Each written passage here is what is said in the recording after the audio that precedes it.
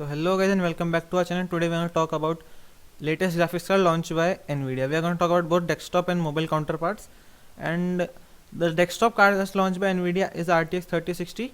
Well, I was expecting 3050 and 3050 Ti also, but when I got to know that Nvidia will be releasing their mobile GPUs at this event only, then I was sure that Nvidia won't launch these cards.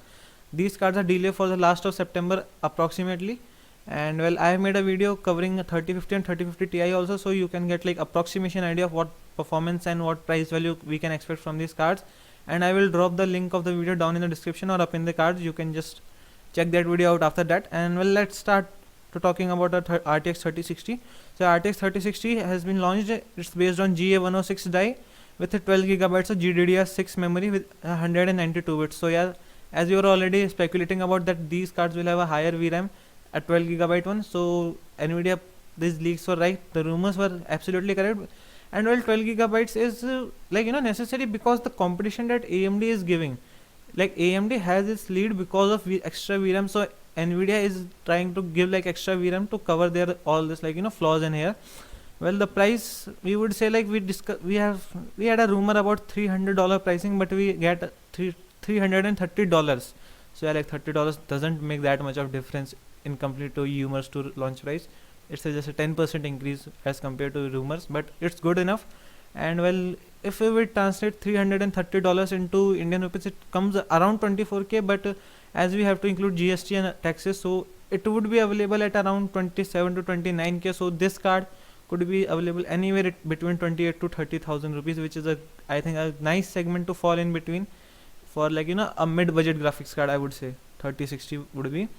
And well, Nvidia compared its performance with RTX 1060 and 2060 actually, and it looks very much promising. Well, yeah, the thing is that according to PC Wale, the YouTuber, he's a Hindi YouTuber. He also covers like PC and gaming tech. If you watched him, so he is expecting anywhere to a 2070 performance approximately. And if we talk about availability, as the 50 series is also delayed, and it has also to be expected to be available with RTX 3060, which is late in February.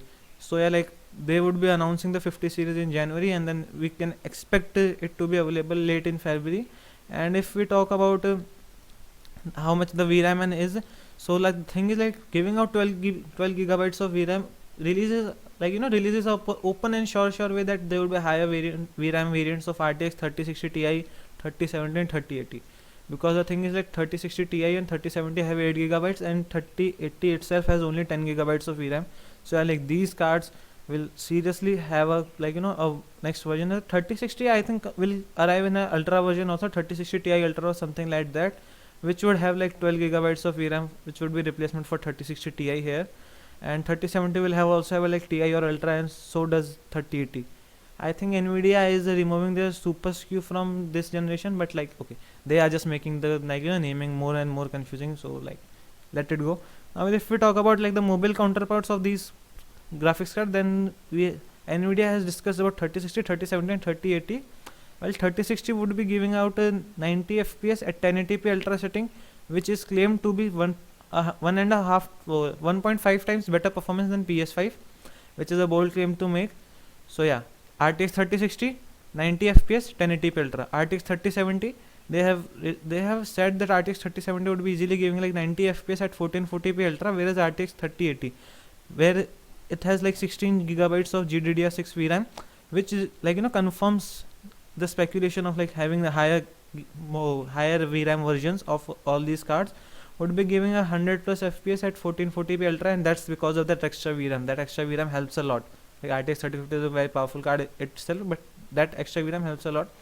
But the thing is that these numbers shouldn't be considered the final ones, because laptop is a thing that's like much more dependent on a system integrator like Asus, Gigabyte, Aorus, MSI, like Acer, Lenovo and all others. The thing is that these system integrators will have their own setup of how cooling or power and fan model curves and everything else. So the performance would be can be highly affected by them.